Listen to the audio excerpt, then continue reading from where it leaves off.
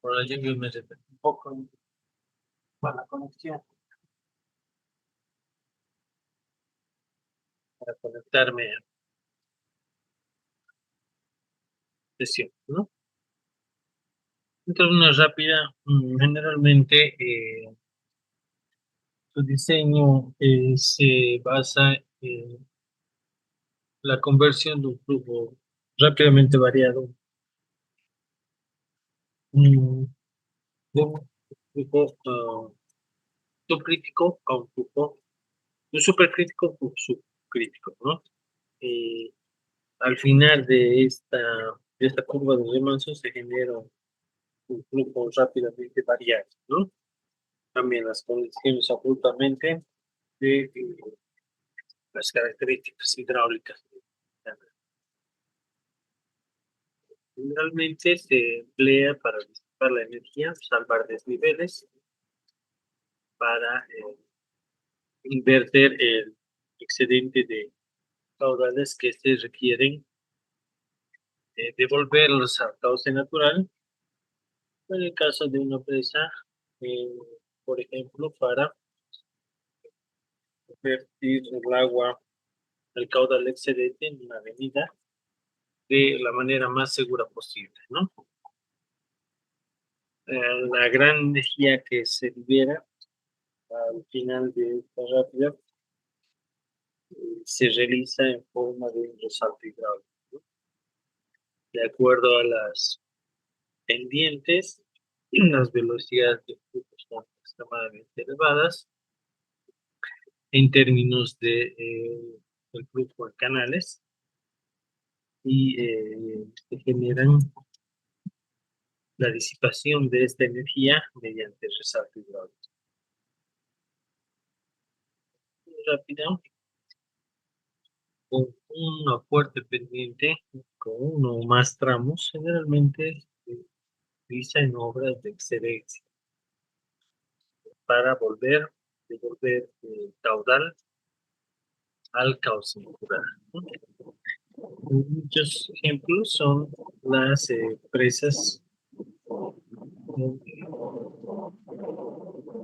el uso de control de avenidas, por ejemplo, ¿no? Se caracterizan por la gran velocidad que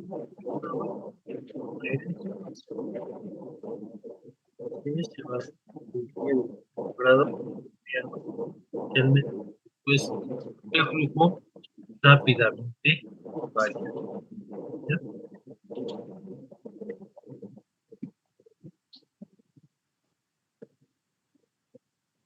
Generalmente se conforma las siguientes partes en una rápida: una sección de control, el conducto de la rápida y el disipador de la energía.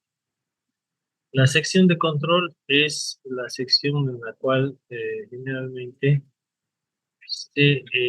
la denominamos de esa manera porque tenemos que las características del tirante crítico se generan en esa zona, ¿ya? Sabemos que, por ejemplo, vamos a tener que en esa sección de control vamos a tener el tirante crítico, ¿ya?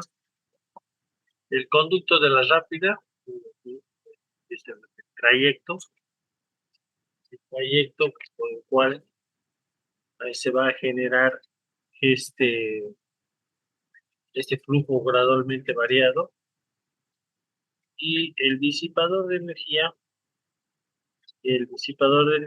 ya viene a ser donde contiene el resalto hidráulico, ¿no? Donde contiene a, eh, el resalto hidráulico.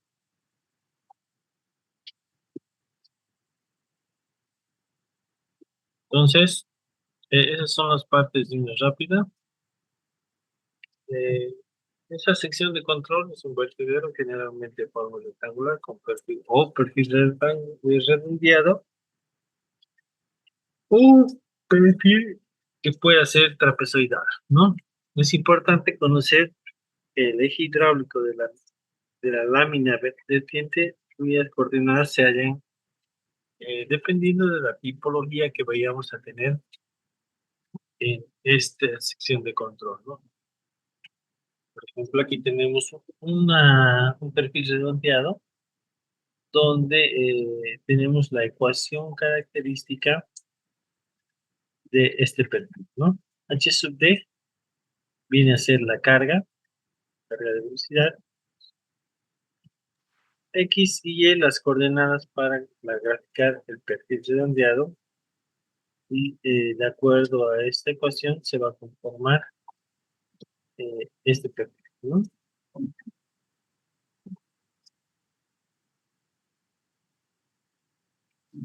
La descarga sobre el vertedero es la explotadura rectangular de la longitud efectiva, se estima de la siguiente manera, ¿no?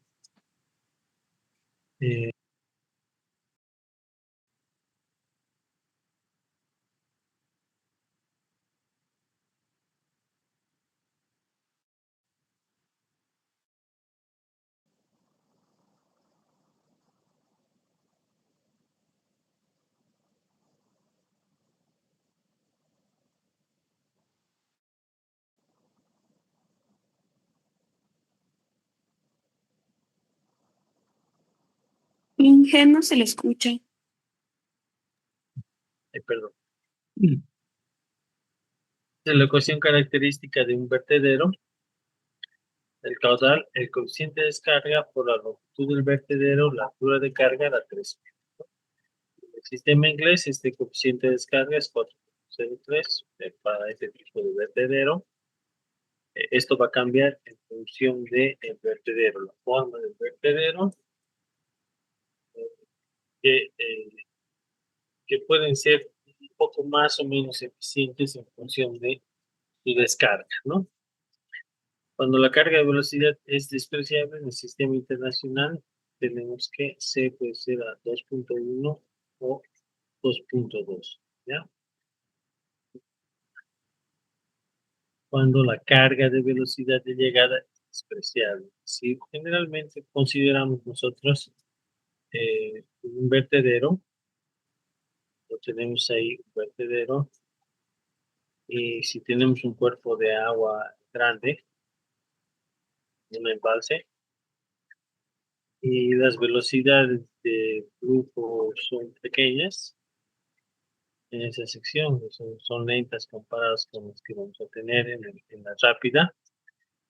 Entonces, aquí si la velocidad es aproximadamente cero y la carga de velocidad obviamente va a ser despreciable, entonces podemos considerar los valores de 2.1 a 2.2. Sí llega con una velocidad, pero es muy por debajo, los parámetros son muy por debajo en función de las velocidades que vamos a tener rápido, ¿no? L es la longitud efectiva cuando existen pilas a lo largo del vertedero, la longitud total es L sub T, ¿ya? Entonces, L debe ser la longitud efectiva, ¿ya? Tenemos que considerar que en muchos casos, en los vertederos de embalses se tiene obstrucciones con para que con las o los proyectos que calidad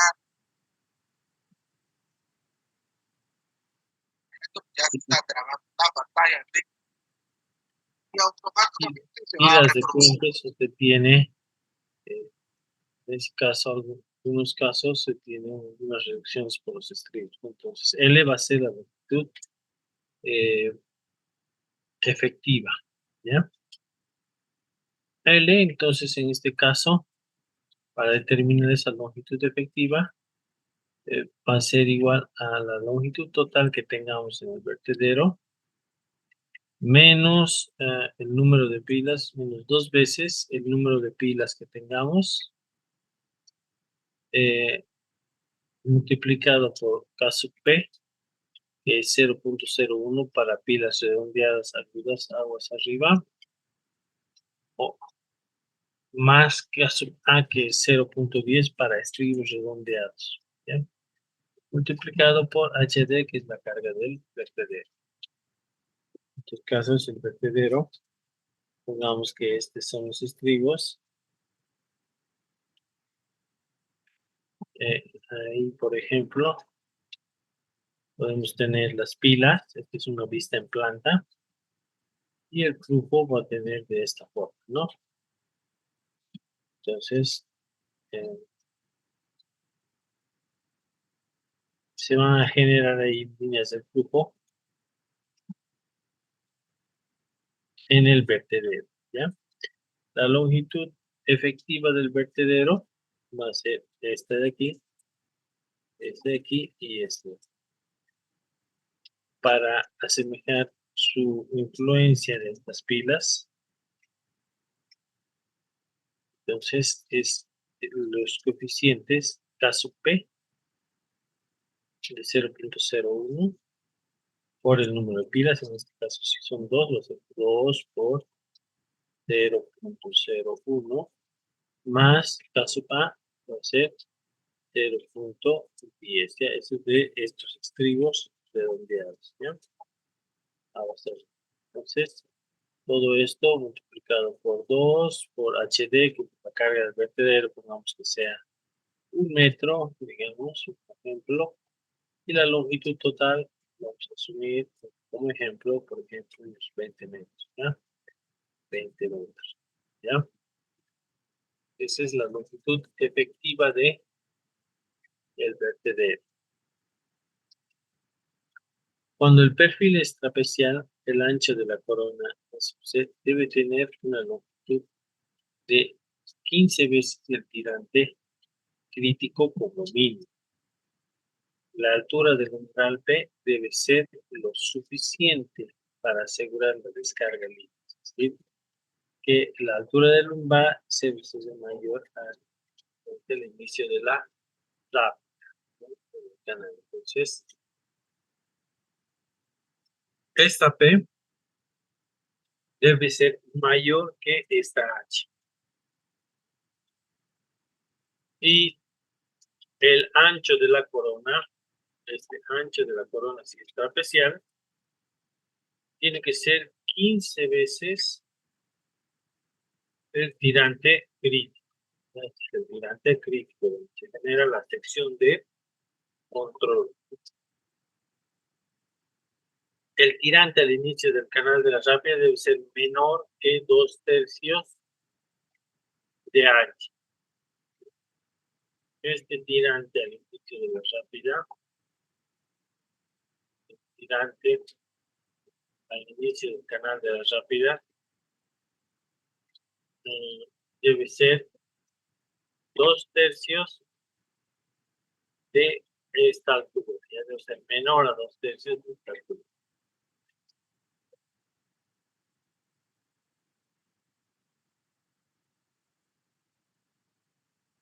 Estas son las condiciones de diseño que se recomienda si el perfil del vertedero es de forma trapezoidal, ¿ya? En esta tabla tenemos el coeficiente de descarga según la carga del vertedero. Si la carga es de 48 centímetros, el coeficiente 1,95. La carga es 1,50, el coeficiente de descarga es 2,3. Esto depende de la carga, ¿no? Para un perfil trapezial, ¿ya? Y el perfil de la rápida tiene esta forma. Generalmente en sección rectangular compramos pendiente cuando tenemos para no complicarnos con los cálculos, controlar las longitudes de la rápida y el flujo, el conducto, es decir, el canal de la rápida, desarrollo de esta curva de remanso, se lo diseña de forma que el canal, la sección sea rectangular, ¿no? No limita a que el diseño sea de una sección, pero lo comúnmente utilizado es de una sección rectangular. puede tener diferentes tramos o puede ser solo tramo. En cada tramo se conoce tiene que tener el conocimiento de la pendiente y la longitud. ¿Sí? Que generalmente esto viene delimitado de la topografía que se tiene, ¿no? Se caracteriza porque en ellas desarrollan grandes velocidades con la incorporación de masas de aire. Estas pendientes, generalmente, como les digo, son direccionadas por la topografía, ¿no? En estas presas, por ejemplo, como se busca presas, por ejemplo, como se busca que la cimentación o los estribos de presas de gravedad, que son las que comúnmente tienen el vertedero cercano al cuerpo de la presa, con su garganta, o presas en arco, se busca que la roca, que la roca sea la que tenga un buen ángulo de fricción, también tenga buenos esfuerzos cortantes por su resistencia, entonces es difícil generar ahí movimientos de cortes en las zonas próximas al cuerpo de la presa. Entonces, en muchos casos, las pendientes y la longitud las vienen determinadas, son limitadas por la topografía, ¿no? No limita esto que se pueda diseñar con varios tramos rápido, ¿no? Pero comúnmente si es ubicado en el cuerpo de la presa, de acuerdo a la pendiente del talud aguas abajo, se puede optimizar esa pendiente en un determinado, en la parte central, por ejemplo, y se puede direccionar ahí las rápidas, ¿no? Se ubica en la sección de control a partir de la cual se calculan los tirantes y las velocidades a lo largo de. El primer paso, como les dice, es calcular el tirante crítico, ¿ya?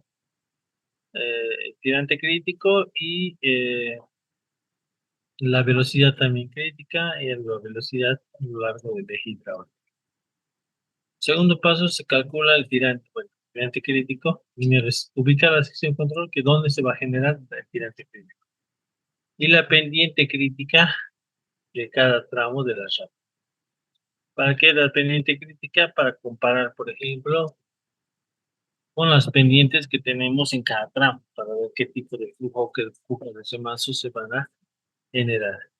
Se compara estas pendientes en cada tramo con la pendiente crítica, se determina si se trata de un tramo con flujo subcrítico o supercrítico, ¿no? Cuando la pendiente del fondo del canal es mayor a la pendiente crítica, entonces se va a provocar en este caso el flujo supercrítico, ¿no? Porque es mayor.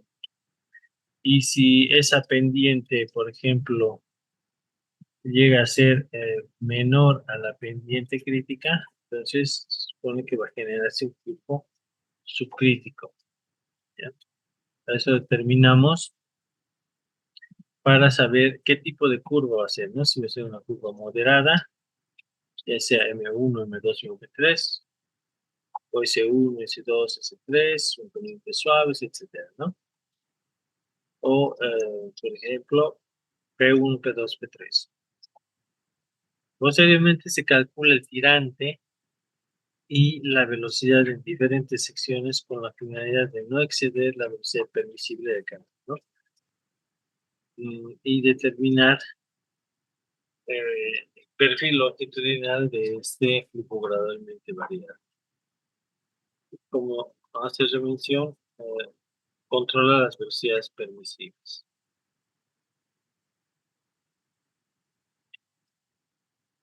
Cuando tenemos el cambio de pendientes, tramos, es conveniente tener las curvas verticales, ¿ya? Estas curvas verticales pueden ser curvas convexas, en este caso,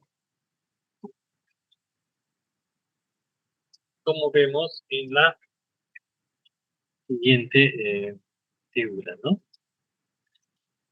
Esas curvas convexas, si tiene, por ejemplo, una sección, se escoge una sección aguas arriba del cambio de la pendiente como origen de coordenadas, donde se traza la curva de canal. Para trazar estas curvas utilizamos esta ecuación, ¿ya? X y Y son las coordenadas y phi es el ángulo de inclinación de la sección aguas arriba. Entonces, este es el cambio de pendiente y viene a ser el ángulo de inclinación de la pendiente aguas arriba. Y con esto determinamos la forma o la curvatura, ¿no?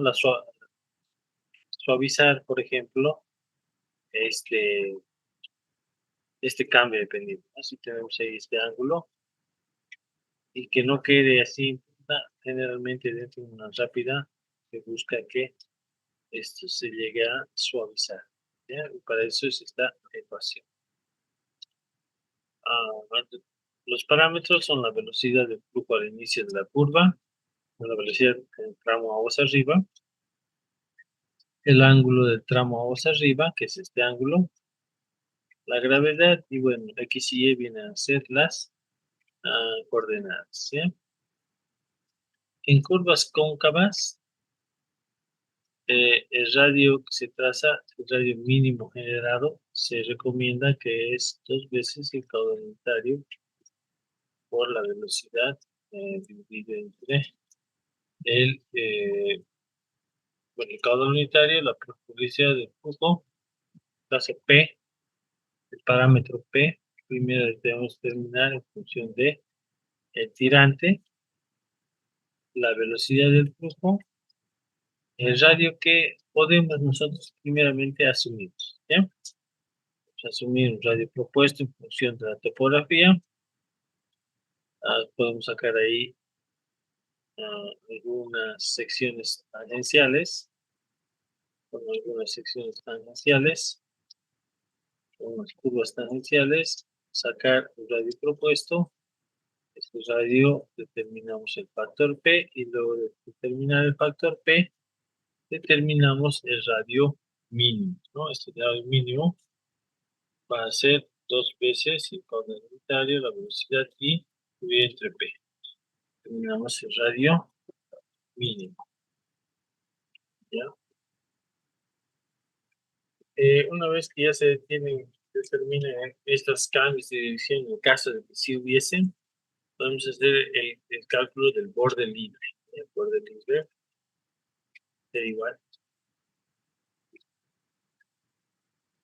a 0,60 más 0,037 de la velocidad más multiplicado por la raíz cúbica del tirante, ¿ya?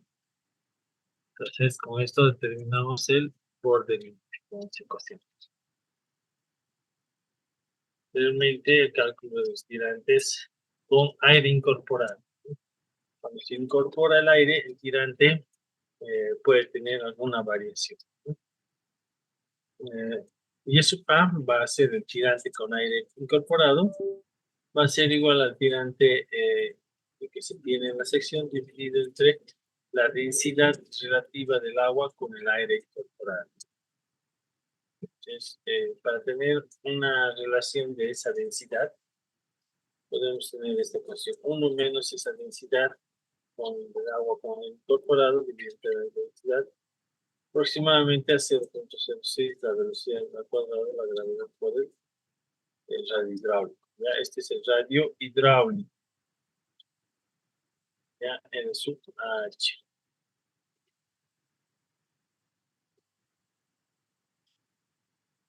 Algunas recomendaciones: se debe, por ejemplo, tener cimentación o una fundación en la que sea firme. No se debe tener, por ejemplo, roca. Debe tenerse roca, cortes entre terrenos estables como rocas, como suelos consolidados, etcétera.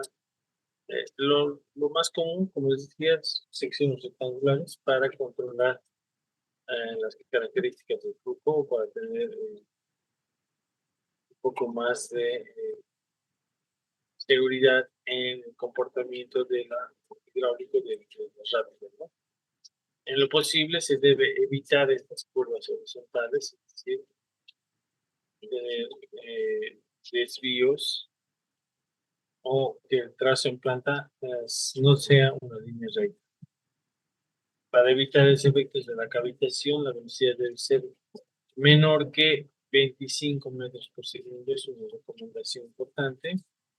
En caso de superar esta velocidad, puede decir así, se puede incorporar aire al flujo, ¿no? De acuerdo con plantillas de conducto de elementos o elementos de impacto que reduzcan la velocidad del flujo, generando eh, ahí el cambio de la densidad del agua y por ende la cantidad de elementos se reduzca, ¿no? Los disipadores de energía rápidas tienen como objetivo evitar la socavación de la estructura misma y del caos. El diseño se basa en el control del salto hidráulico, por ejemplo. Ya se concluye con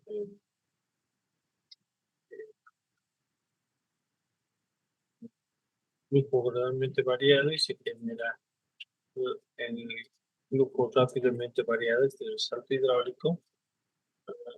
Existen dados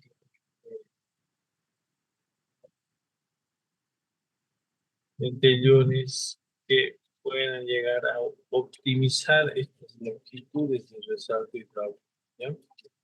Para evitar que sean excesivamente largas, ayudan a disipar esta energía, esta velocidad con la que llega al pasar el flujo por estos lados, por estas irregularidades, que reduce considerablemente la longitud del resalto hidráulico, ¿no? Cuando se trata de cubetas o tanques, las dimensiones se fijan en función del calado, del número de cruz, a la entrada y a la salida, ¿no? El buró presenta los tanques de amortiguador tipo 1 o 4.5 a 2.5, número de cruz. El tipo 2 mayor a 4.5. El tipo 3 para mayores a 4.5 las velocidades. El tipo 4 cuando tenemos velocidades en número entre 4.5 y 2.5 igualmente, pero diferencia del tipo 3, las velocidades de entrada son superiores a 15 metros segundo, ¿no? Y el caudal unitario máximo 18.6 metros por segundo. Para un mayor a 9, no se forma un resalto hidráulico de manera completa, sino un resalto oscilante con la aparición de ondas. Ahí vemos algunos de estos dados que se tienen y el umbrales, ¿no? Recomendaciones para las alturas de los dados, altura mínima de los dados y la separación entre los dados en función del ancho del plano. Los dos tenemos ahí separación de los dados y umbrales dentados al final de colchón disipador, ¿no? Aparte de los dados también podemos hacer bloques de impacto en el colchón disipador. Los bloques de impacto también tienen recomendaciones constructivas de acuerdo a las longitudes del colchón disipador, ¿no? Las separaciones tanto como sus espesores. Ahí tenemos también las profundidades del agua mínimo, aguas abajo, en función de Tolweg, que es el calado que se tiene de W. En este caso, aquí tenemos eh, y por ejemplo, esta es la relación del calado 2 y el calado 1 que se tiene el tirante 2 y el tirante 1, ¿no? y el Tolwell, que está entre la relación de este DWP dividido entre el calado aguas abajo, ¿no? El tirante conjugado 2. Tiene que ser una relación de 1, por ejemplo. ¿Ya?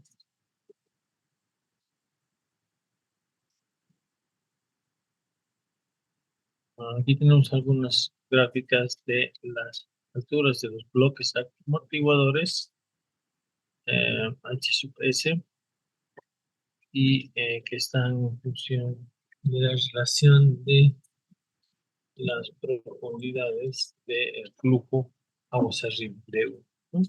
El conjugado aguas arriba. Tenemos altura de los bloques de impacto en función del número de flujo.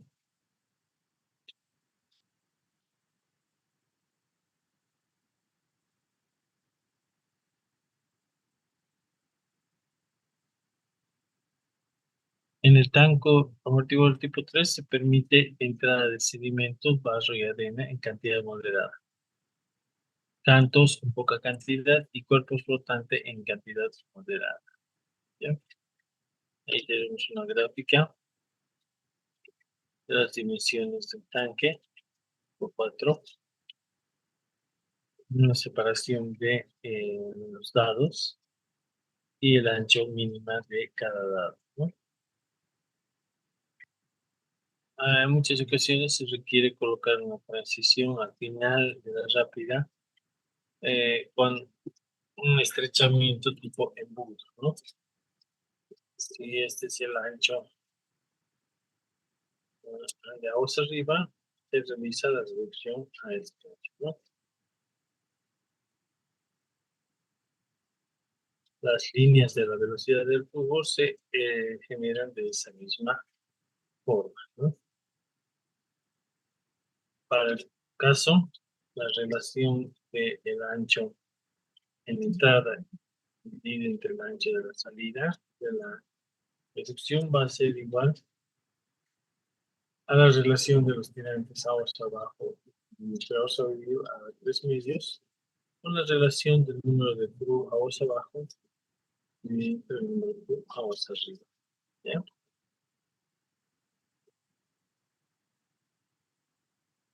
Conjuntamente con la iteración que se tiene, se deben hallar el ángulo de inclinación de la reducción y el nuevo número flu aguas abajo, ¿no? Para calcular la longitud de la transición. Aquí tenemos una ecuación donde puedes realizar un proceso iterativo entre el cálculo del número flu y el tirante aguas abajo para determinar el comportamiento de esa transición, ¿no?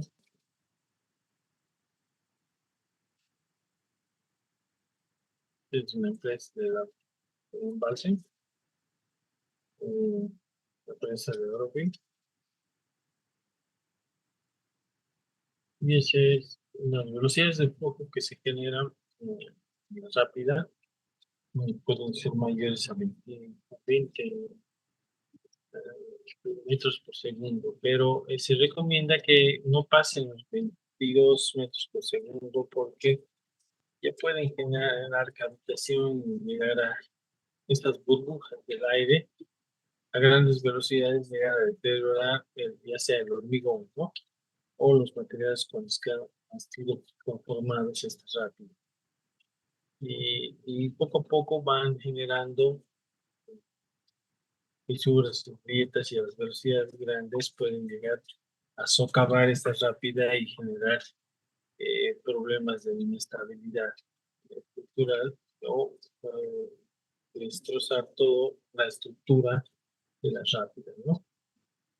Por ejemplo, en el vertedero principal está también cerrado con pavimento y en este caso ese pavimentado ha generado velocidades han sido velocidades más altas que la socavación y han generado un hueco de al menos 12 metros de profundidad en la parte interior del canal, ¿no? En este caso, la fotografía que podíamos ver, ¿no?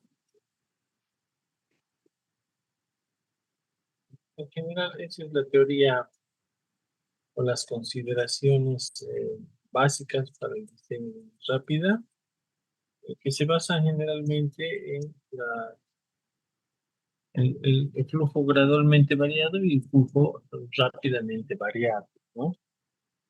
Por eso hemos visto una revisión a la teoría del flujo gradualmente variado y flujo rápidamente variado, porque en función a estos cálculos se determinan las longitudes del desarrollo de la radio, ¿no? Y con una longitud ya definida se puede obtener las características del flujo como tirantes y longitudes en este tipo de radio, ¿no? Obviamente con las consideraciones para constructivas para los colchones disipadores que lleguen a optimizar los resaltos hidráulicos, ¿no? Algunas recomendaciones que permitan que las velocidades no lleguen a erosionar los canales y algunas recomendaciones también con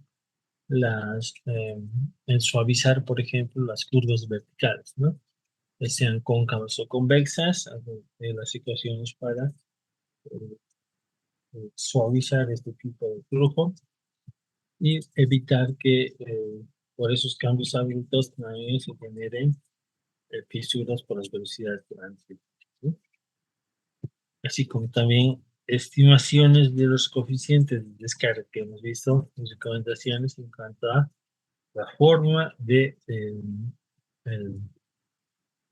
el umbral, el vertedero, ¿no? Existe mucha bibliografía de recomendaciones para el cálculo eh, vertederos de rápidas, cuales todos se basan en el cálculo del flujo gradualmente variado y el flujo rápidamente variado, ¿no? Tener ahí la sección de control y después desarrollar la curva de remanso y el salto hidráulico, ¿no? ¿Tienen alguna consulta? Pues ya mañana vamos a ver. Tenemos una prueba y en la clase. Inge, buenas noches. Disculpa, yo tengo una pregunta. Sí, ¿No ve que usted mandó un Excel en donde habían dos hojas y hemos visto un ejercicio, ¿no ve? Recording De obra de toma, ¿a qué distancia del vocal se debe ubicar el limitador del gasto? Y para eso tendríamos que hallar la longitud del resalto. Que teníamos el tirante inicial que era 0,40 y el tirante crítico que salía 0,64, pero ahí en el PDF que usted mandó decía que había que asumir uno menor, que era el 0,63, y sale de resultado que la distancia va a ser 14 o 12, pero yo he cambiado los datos al Excel que está pasado y no sale ese valor, o sea, me sale re diferente. No sé si me podría explicar eso, por favor. ya esas recomendaciones, el flujo gradualmente variado, como su nombre dice, cambian los tirantes en distancias excesivamente largas, ¿no? De acuerdo a las pendientes de la sección transversal, perdón, de la sección longitudinal y de la forma, y más que todo de la pendiente y del caudal, los cambios van a ser en longitudes relativamente grandes. De repente usted ha cambiado, puesto el- las características del tirante en el vocal, ¿correcto?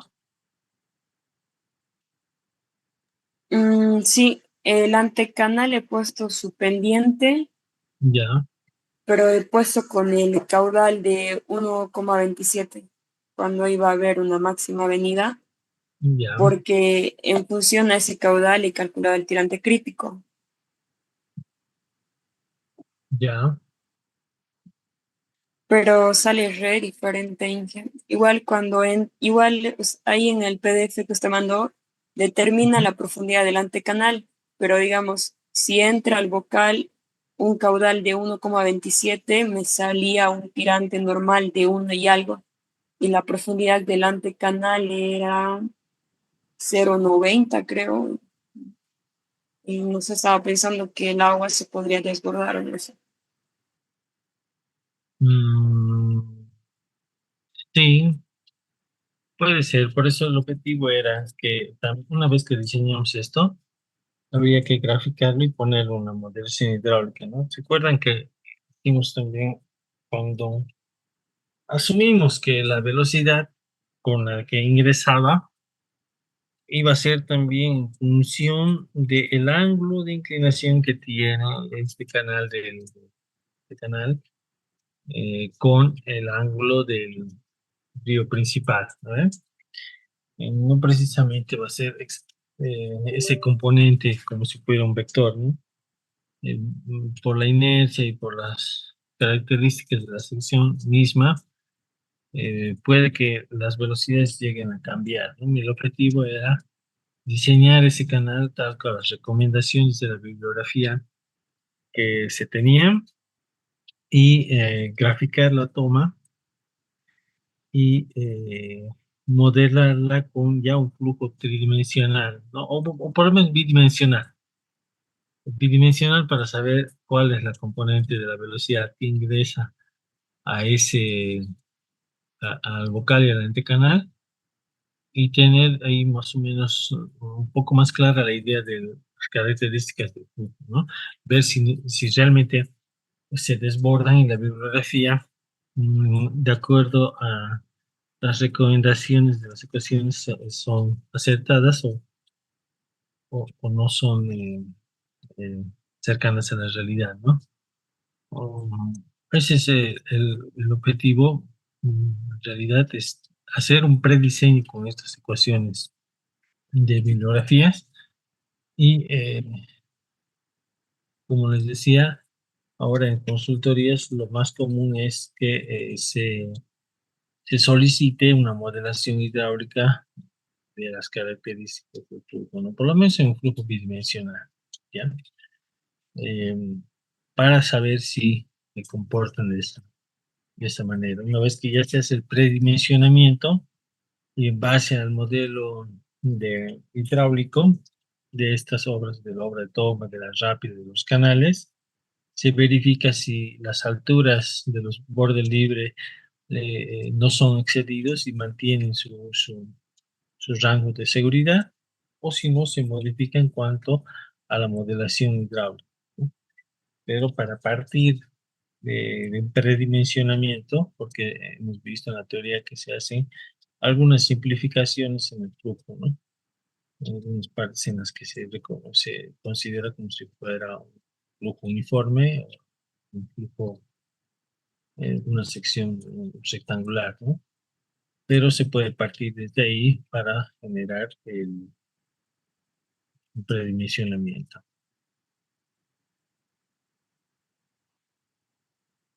A ver, vamos a abrirlo, el ejercicio donde está del PDF. Estaba en obras de toma, ¿no? Mm, es este, ¿no? Ajá, sí, Inge. Ya. Ah, usted me dice ya cuando calculamos el caudal de excedencias dentro de la toma, ¿no? Ah, sí, Inge, a partir del limitador de gasto no he podido calcular la distancia a la que se va a encontrar del vocal. Longitud, no. Disipador, no. No. Profundidad, ubicación, altura de las aletas, limitador del gasto. Ya. Esta es una fórmula empírica, ¿sí? Esta es una fórmula empírica para la longitud efectiva del vocal.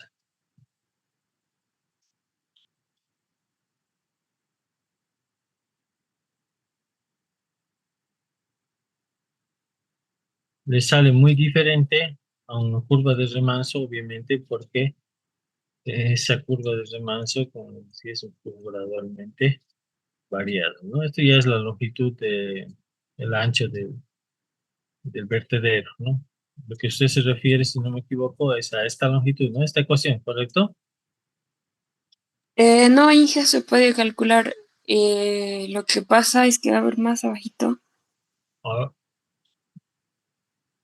Ahí dice, ¿no? Donde D1 es la altura del bocal completamente ahogado. ¿no? Esta parte, ese D1 más abajito dice que es como el tirante inicial del resalto, creo.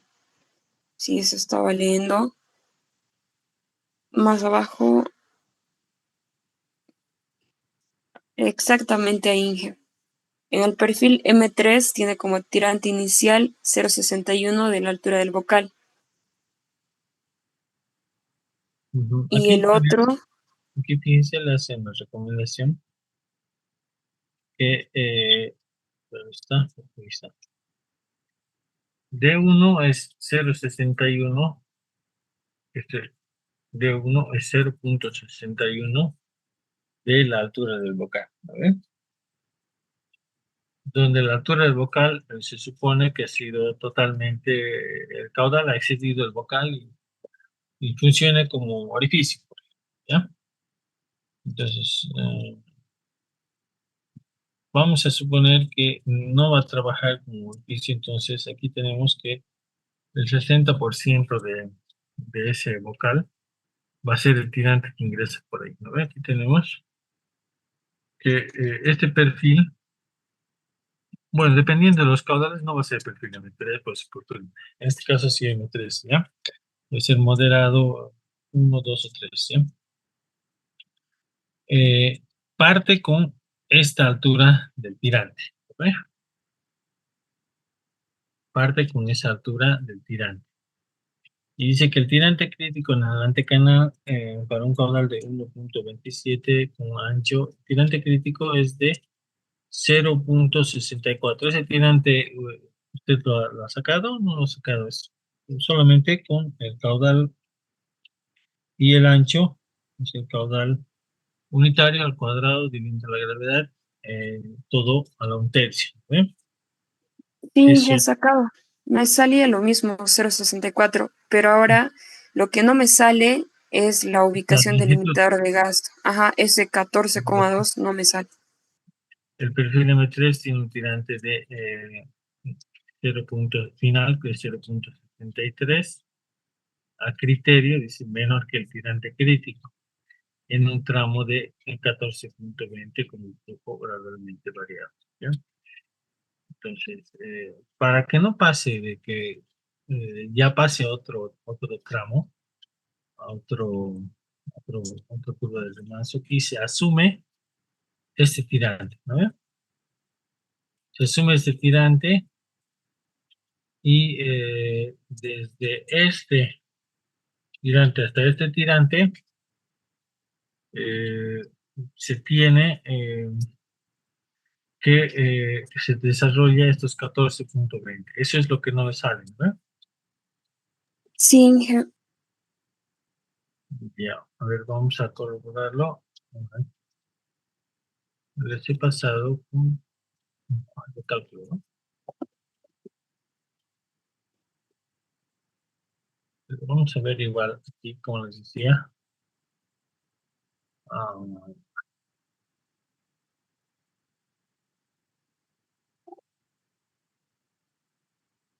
no, pueden variar en función del número de tramos, del número de metros, ¿no? Ah, vamos a hacer el ejemplo igual aquí en los canales.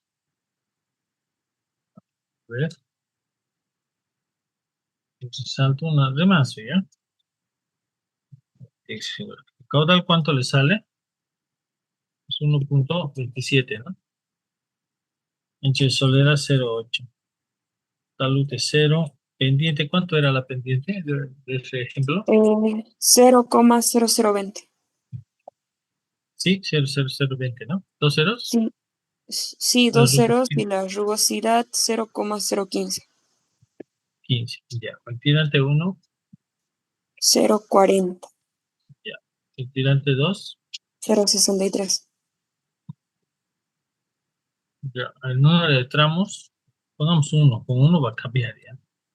Mire, con 1 le sale 12,70 metros, ya con el método de integración gráfica. Con 2 tramos, ya le va a salir 13,8 metros. Con 10 tramos, ya le va a salir 14,1. Con 12 tramos, 13,60. 14 tramos, eso les decía en clase, ¿no? Depende del número de tramos, el mismo método va a cambiar, ¿ya? Entonces, el ejemplo no está tan mal, ¿no?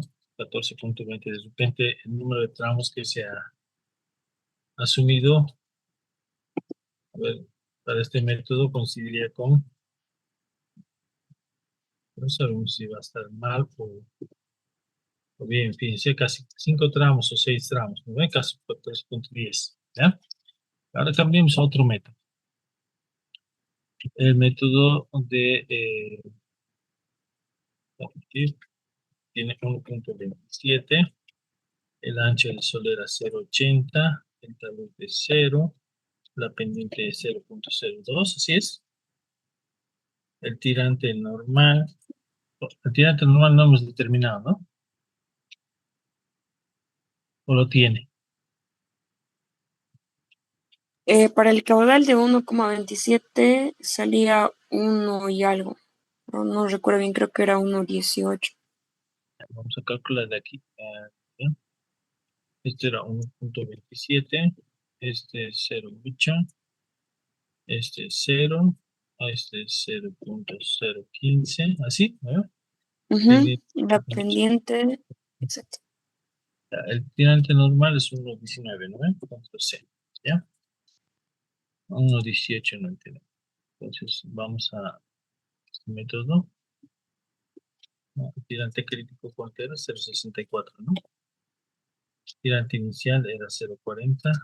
Tirante 2 era 0,63. La pendiente era 0,002. Total era 0. La base 0,8. El caudal 1,27. El número de tramos, pongamos un 5, ¿ya? A ejecutar. El 13,20, ¿ve? Está 6, 10 tramos, 2 tramos. Está cercano, ¿no? Con este método sale 13, el otro sale 14. A ver, con otro método, método gris, es 1,27, H solo era 0,80, pendiente 0,02, rugosidad 0,015, tirante normal era 1,1899, tirante 1, 0,40, tirante 2, 0,63, número de tramos, lo pongamos 5. Aquí ya se dispara, ¿no? En este método, por ejemplo, ya se dispara, fíjense, 80 metros. ¿O algo está mal ahí? No, ¿no ve? 1,27, 0,8, 0,02, 0,15. En este método ya se dispara la longitud. Ya, vamos a poner un tramo. Un tramo igual, sale eso. Otros tramos. Bueno, sí se dispara, ¿no? A ver, otro método. Tramo directo. Caudal, 1,27. Ancho de sol era 0,8. 0. Pendiente 0,02. Número de tramos 1. 0,4. 0,63. Número de tramos. Rugosidad de 0,015. Número de tramos, 5. Sale 14. En este ya. Un tramo de 16, ¿no? En 10 tramos. 14, 20, ¿no? Entonces, Estamos ahí. En tramos fijos vamos a tener las distancias, ¿no? No vamos a tener las tirantes. Entonces, esto está bien, ¿no ve? ¿Con cuál no le salía? ¿Con el Excel? Ajá, sí, ¿qué pasa? Que yo le he metido al Excel y para no editarlo, digamos, he contado los tramos que había ahí, ¿no? Ya. Y lo he hecho por ese número de ¿En tramos, este? pero me salía, ajá, en el Excel, sí, exactamente en este. Y me salía valores muy erróneos. Aquí, ¿cuánto le he puesto? 1.27. Ajá, sí. Aquí 0.15. Aquí 0.02. A la espejo, ¿cuánto es? 0.8, ¿no? Entonces, el tirante es de 0.4.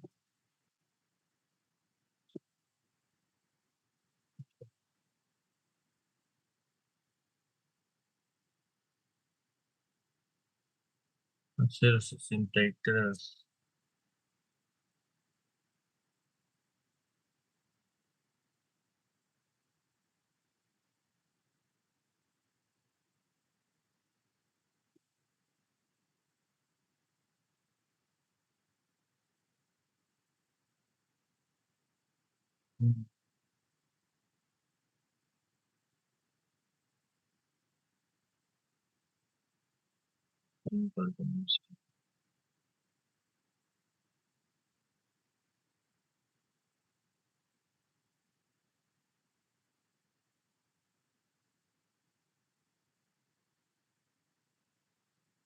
De 0.40 a 0.73.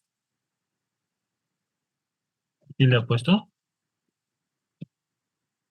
¿Así? Primero le puse el 0,63 de mayor a menor. Pero no te voy a dar la once. Pues sale esa distancia, unos 16. Sí, uno y algo así me salía. Por eso veía que variaba mucho con el que salía en el ejercicio. El de directo. Ujú. A ver, algo debe estar mal ahí. A ver. A ver, un momentito. Vamos a ver cualquiera de estas más. Tenía uno que hacía la comparación. No sé si es el C pasado. No sé si este.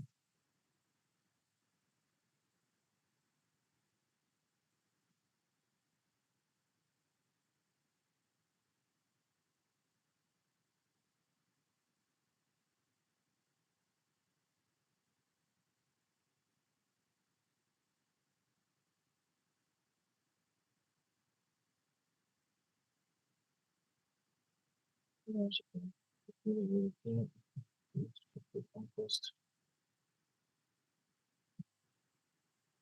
Muy bien. Este de aquí eran unos ejercicios de hidráulica 2, algunos perfiles. Y aquí habían otros tipos de perfil, ¿ya? A ver, vamos a hacerlo aquí. 1.27, ¿no? Esto era punto 8, 0, esto punto 02. Ahí, o un 0 más, ¿no? Sí, un cero más.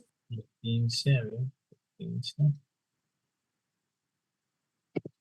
15, el delta Y, vamos cada dos, ¿ya? Aquí le puso 0.63, pero no, 0.40 le ponemos. 40 hasta 0.63. Por aquí, ¿no? Vamos a hacer 0.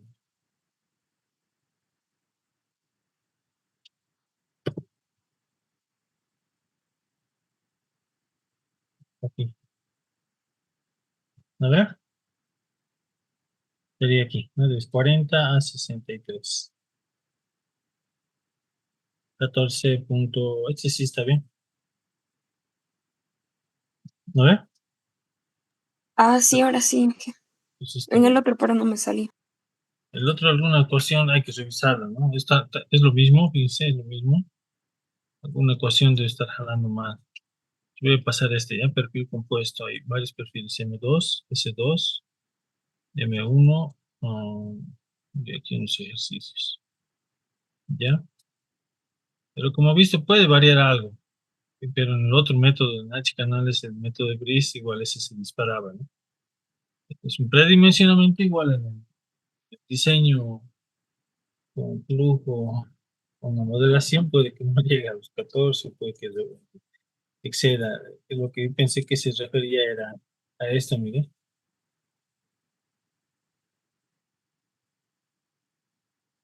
De repente sí ya puede ser cercano al valor de 14 en la modelación, pero lo que sí creo que en el cálculo o en la aproximación que se realiza en este método es que esta velocidad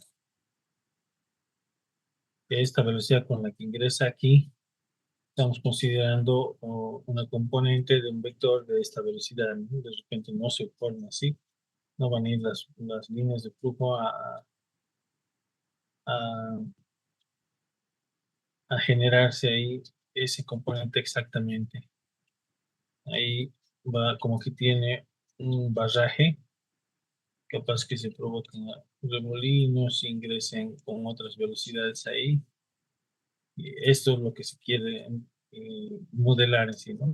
Dimensionamos así y vemos cómo se comporta el flujo al ingresar en esa toma, ¿ya? Entonces, les pasaré el perfil compuesto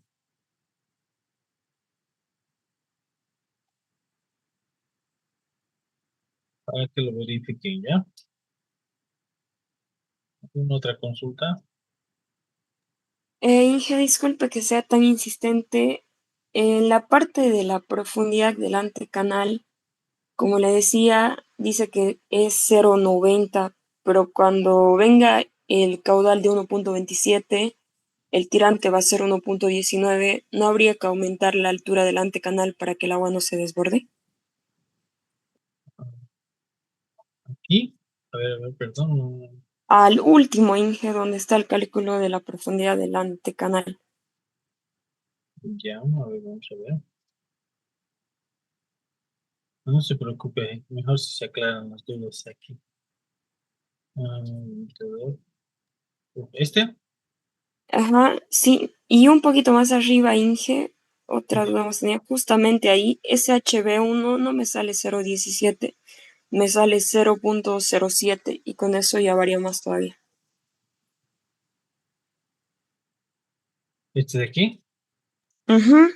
Despejando me sale 0,07 en vez del sí, 1, 0. puede ser ahí un error, ¿no? Sí, porque solamente es una resta, sí, puede ser un error ahí de tipeo, de haya restado, ¿no? Sí, eso de ahí sí, y a ver, ¿cuál más me decía? Título de esto. A la profundidad del antecanal, Inge, es 0,91 y cuando entre una crecida máxima, yo he calculado que el tirante va a llegar a 1,19. Entonces, eso me ha generado una duda. Ya, este es el 91 y es pasando la toma, ¿ve? En antecanal. ¿Y dónde lo ha determinado usted su tirante? Justamente en el antecanal, digamos, cuando entre el caudal de máxima crecida.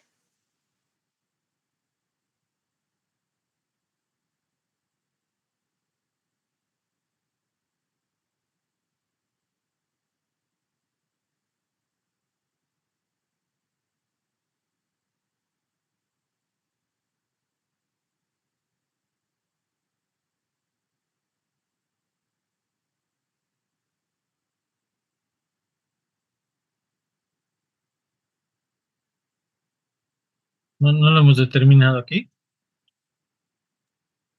No, Inge, Ya. ¿Esa altura de aquí cuánto tiene? la total, HB, sí, 0,66. Ajá, sí, 0,66. 0,61, entonces No, 66, Inge. 0,66, ¿no? Y hemos asumido en el antecanal, ¿qué altura? Del antecanal no es la profundidad que se ha calculado al último, la de los 0,90. Si es mayor a los 0,60. No sé si estoy interpretando mal, tal vez eso sí. Sí, porque a ver, mire aquí, a ver dónde está. A ver, ¿dónde está? No sé si lo entiendo. Según lo que usted me dice, este es aquí fíjese, esto de nosotros tenemos 0,66, me dice.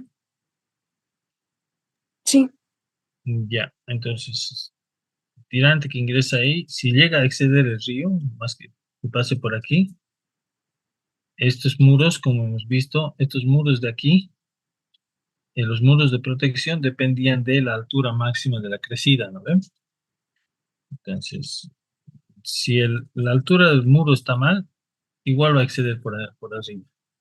Pero si la altura del muro de protección está bien, esto, aunque esté más alto y llegue a una crecida más alta de una altura de 2 metros de tirante, por ejemplo, y esto va a funcionar como orificio, ¿eh?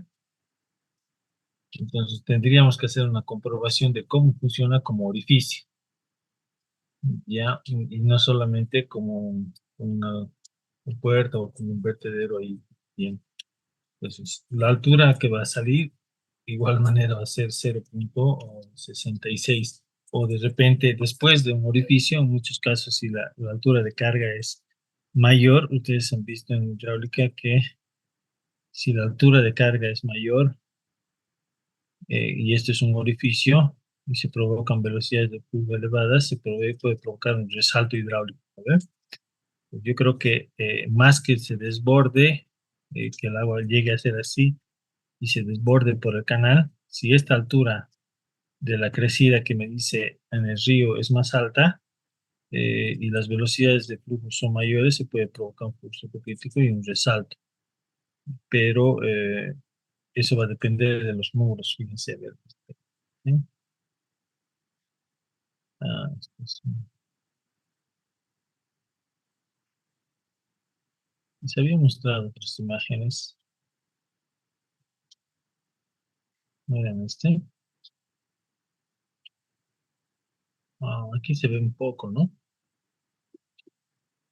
No sé si eso es consulta. Ah, que ingrese por aquí, me dice. A ver, voy a buscar la presentación en la que tenía el dibujo en 3D, ¿ya?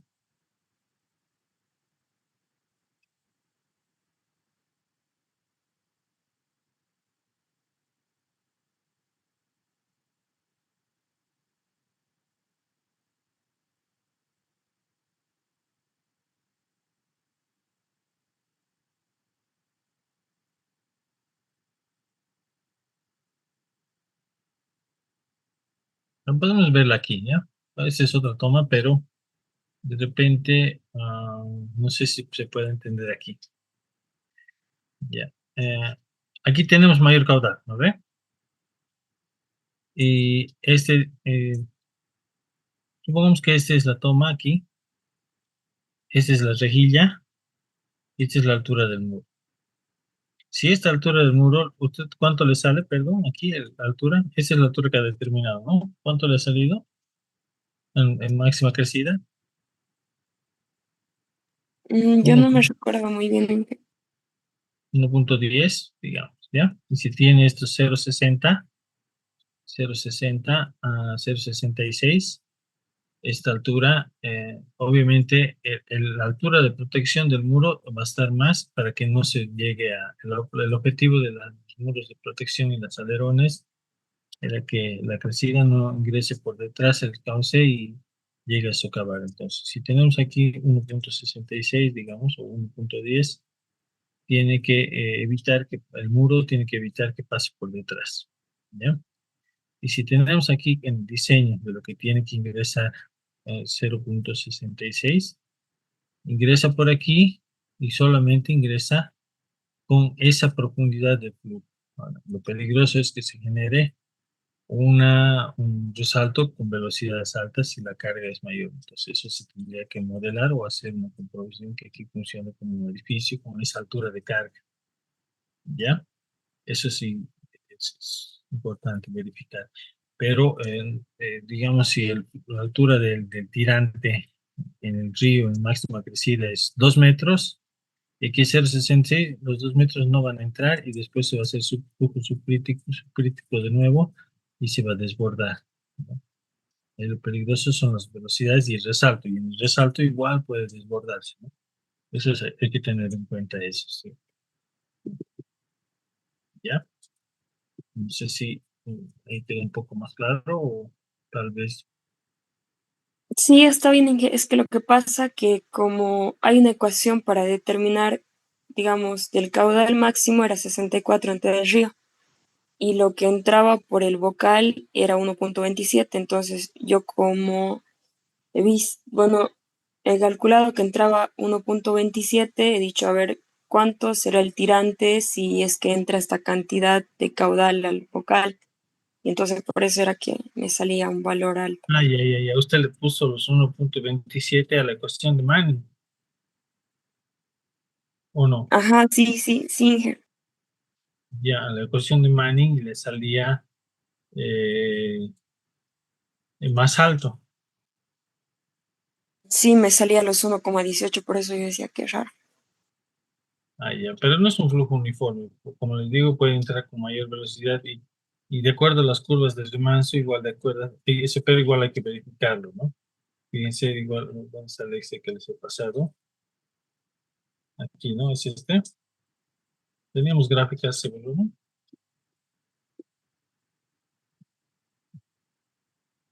Habían grafiquitas ahí, ¿no es este? ¿Les pasó, seguro, no?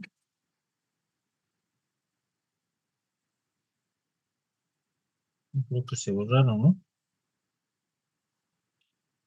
A ver, vamos a cerrar.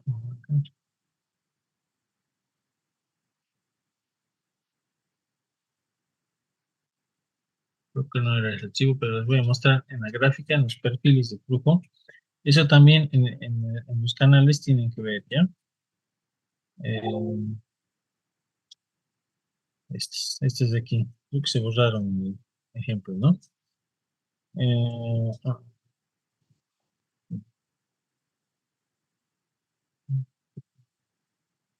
pero no está aquí. Y unas gráficas, pero no está aquí. A ver, lo vamos a ver aquí. Perfiles.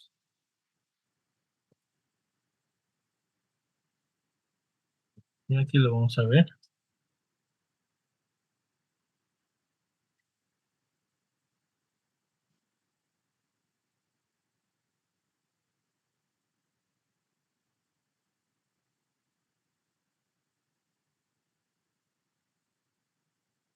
Todas las grafiquitas. Esta está, si no me equivoco, bueno, están todos los libros de hidráulica 2, ¿ya? Pero eso hay que verificar.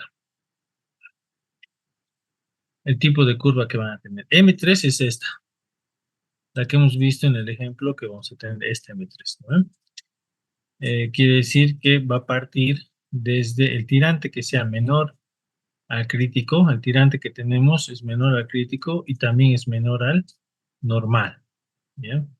Entonces, el tirante normal está aquí, el tirante crítico está aquí y el tirante que tenemos desde los 0,40 hasta los 0,63 va a estar aquí, va a estar ascendiendo hacia otra curva, ¿ya? Entonces, por eso antes de que se pase a otra curva, en la general se ha adoptado ese valor de ahí, por eso salió esos valores en limitador de gasto, ¿no ven? Entonces, ¿qué curva se va a generar? En un canal, me estoy pasando ya al canal, ¿no? Pero en el canal, fíjense, tienen que tener en cuenta, si lo hacemos con este tirante normal, como usted lo ha calculado, digamos que fuese esta curva, digamos si es esta curva, el tirante normal en este caso va a ser menor que el tirante que se provoca en la sección y en el canal se va a ir aumentando, aumentando, aumentando, aumentando y como les decía en el ejemplo, si va a ser 2 kilómetros, va a ser mayor, mayor, mayor, ¿no? El tirante que se provoca en la realidad va a ser mayor que el tirante normal y mayor que el tirante crítico, de acuerdo a esta curva. Pero si, dependiendo de la curva, ¿no? Si es esta curva, si usted saca este tirante normal, eh, eh, tenemos aquí desde un flujo, los tirantes se van a generar desde menores al crítico hasta que llegue a un crítico, ¿no? Pero como le hemos cortado en el antecanal que no se pase del crítico, invierta el excedente, entonces se mantiene en esta M3, pero no llega al tirante normal, ¿no? Puede que en el cálculo del tirante normal es un parámetro, este tirante normal, de un flujo uniforme para que podamos clasificar la curva y el comportamiento. Pero esto es una metodología para clasificar la curva de remanso, ¿no?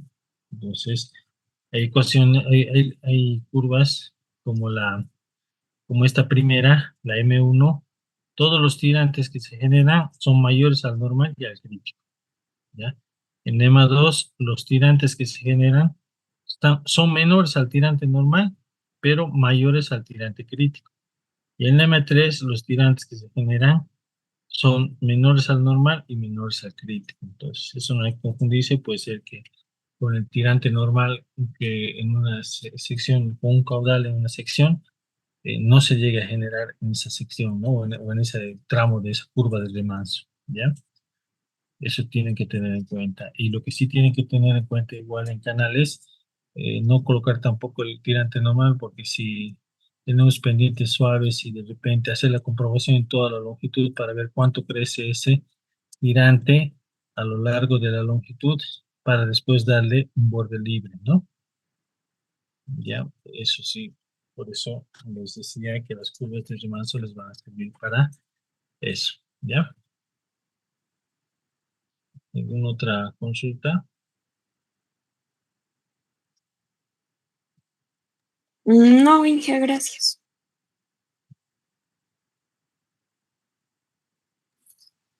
Inge, Yo voy a buenas noches. visitar para el Mañana, teórico.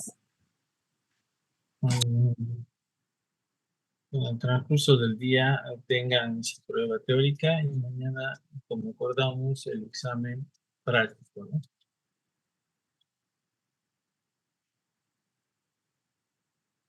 ¿Me repetí, ingeniero? Que mañana tenemos el examen práctico en clase presencial y en el transcurso del día les notifico para la evaluación teórica. ¿Ya?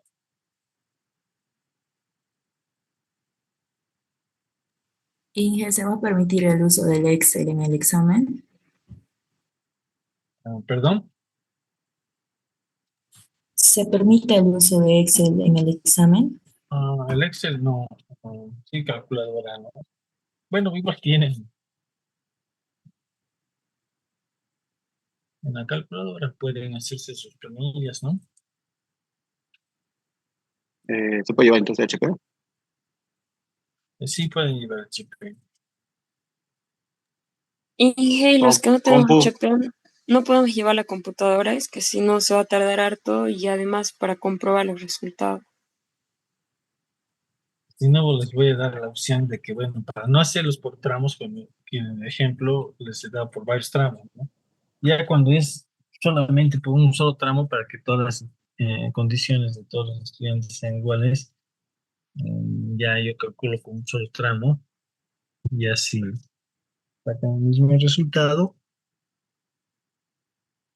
y no necesitan una planilla extensa, ¿no?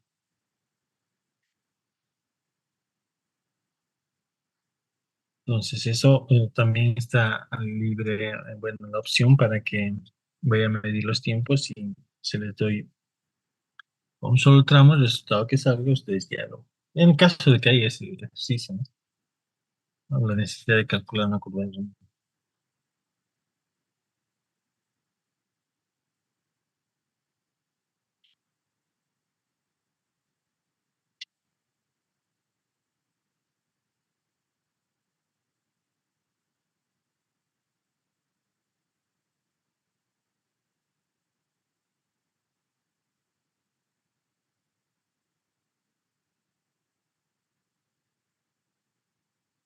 Bueno, entonces el día de mañana nos vemos y estudien para el examen.